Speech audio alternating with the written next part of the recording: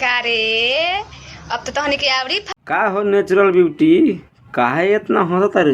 का बात हो जने फोटोवा लागल बा तार भातार बनल ह का? पार्टी हमार तो बॉयफ्रेंड आईपीएस बन गइल हमार कोरियावा। पढ़ाई लिखाई से कुछ ना होला, टैलेंट रहे के चाहिए, दिमाग रहे के चाहिए, जेना हमरा लगे बा उंगा हमरा।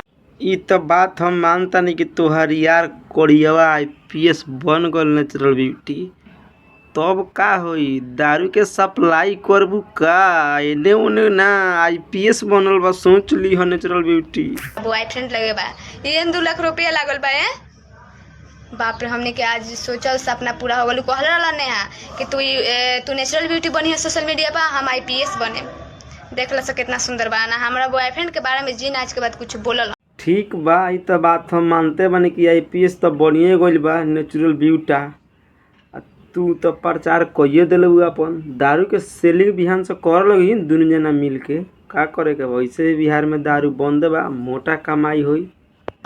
चाहे रोस्ट कैलन चाहे उनका ऊपर वीडियो बनलन तो हमरा से बुरा केहू ना होई। ठीक बानू आ उ आईपीएस बन गल बा, डरा के रहस। ठीक बानू उनके काम करियावा कहत रहनी आई करिया चश्मा उहे देले बान किलो नेचुरल। खाली करिए चश्मा मिलल बा और कुछ नहीं के मिलल? अरे कुछ मिली, सबू रख। भतार तोहर आईपीएस बन गइल बा, सबू रख। ब्यूटी तारा में खुली आ उनका के हम उजर खरीद के देले बानी हो तो ना लगायन। अभी वो में लगावे के अलाउड नहीं के, वर्दी अभी पहन ले बान।